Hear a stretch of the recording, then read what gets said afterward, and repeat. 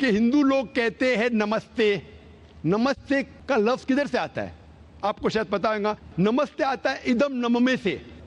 इदम नममे मतलब मैं आपके सामने झुकता हूं, मैं आपकी इबादत करता हूं, बराबर। इदम नममे, आप कहना चाहते मैं आपके अंदर ईश्वर की इबादत करता हूं। मिसाल के तौर पे वो आदमी चोर है, वो गलत काम कर रहा है, बलात्कार कर रहा है, आप उसको ईश्वर बोलेंगे? आप ईश्वर को इतना घटिया समझ गए? वो बलात्कार करने वाले इंसान को बोलते हैं आप ईश्वर है। इससे भाईचारगी बढ़ेगी नहीं घटेगी। वो बलात्कार करने वाले को, वो चोर को, वो डाकू को मैं ईश्वर मान रहा हूं, उसके सामने झुक रहा हूं। अल्लाह को क्यों गाली दे रहे? ईश्वर को क्यों गाली दे रहे? खुदा को क्यों गाली दे रहे? इस्लाम में, इस्लाम की भी आपने मिसाल दी, इस्लाम में हम कहते अस्सलामु अलैकुम। अल्लाह ताला से फरमाते इस इंसान पे सलामती दे।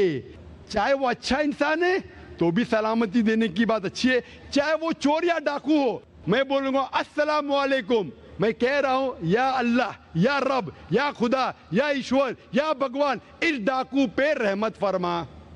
कुछ बुरी बात है ना? मैं अल्लाह को गाली दे रहा हूं, उसके लिए दुआ दे रहा हूं कि तू गलत काम छोड़ और सही रास्ते पे आ। अगर मैं उसको खुदा मानूंगा तो खुश हो जाएगा, वो और चोरी करेगा, वो और बलात्कार करेगा। कोई भी धर्म में ही नहीं सिखाता। ये धर्म के मानने वाले अपनी खुद की इजाज करते हैं, इसे कहते हैं इनोवेशन, बिदात। जिस तरीके से खुदा ने सिखाया है कि उसकी इबादत करे, उसी तरीके से हमें करना चाहिए। तब्दीली लाएंगे, हम समझ रहे हैं कि भाईचारा बढ़ेगा, भाईचारा नहीं बढ़ेगा, भाईचारा घटेगा। आपने मुझे शुरुआत में नमस्ते कहा।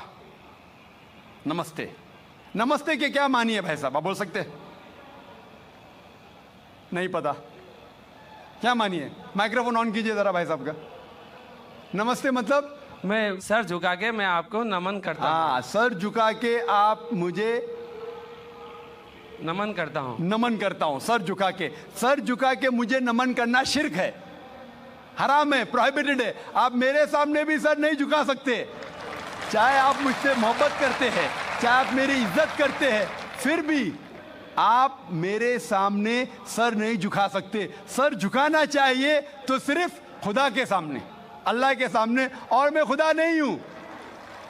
आप जानते हैं, आप मेरी इज्जत कर सकते हैं, मेरी बात जो मैं कहता हूं उसके ऊपर अमल कर सकते हैं, लेकिन आप मेरे सामने सर नहीं झुका सकते। इसीलिए मैं जवाब में आपको कहूंगा अस्सलामु अलैकुम, आप पे सलामती हो, आप पे सलामती हो। आप समझे ना? मैं आपके सामने झुक नहीं सकता हूं। ये सिर झुकेगा तो सिर्फ अल्लाह के सामने, सिर्फ खुदा के सामने।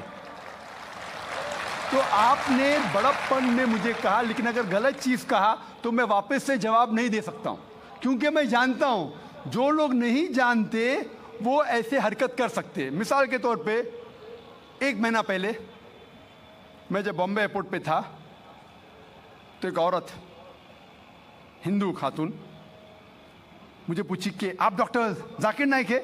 आयु डॉक्टर जाकिर नाइक? मैंने कहा जी हाँ। ओ, मैं आपका रोज प्रोग्राम देखती हूँ, मैं दुबई से 25 साल के बाद बम्बई में आ रही हूँ, 25 साल के बाद हिंदुस्तान में आ रही हूँ। उसकी सिर पे टीका था, हिंदू औरत थी, बोलती मैं आपके प्रोग्राम देखती हूँ और बहुत अल्हम्दुलिल्लाह तारीफ करने लगी। सारी तारीफ अल्लाह की है, मैं कुछ भी नहीं हूँ। और फिर कहने लगी कि मैं तुम्हारे पैर छूना चाहती हूँ। मैंने कहा कि ये गलत है, शिर्क है। तो बोले क्यों? वही जवाब मैंने दिया, आप जो भी कहो मैं आपकी बात मानूंगी।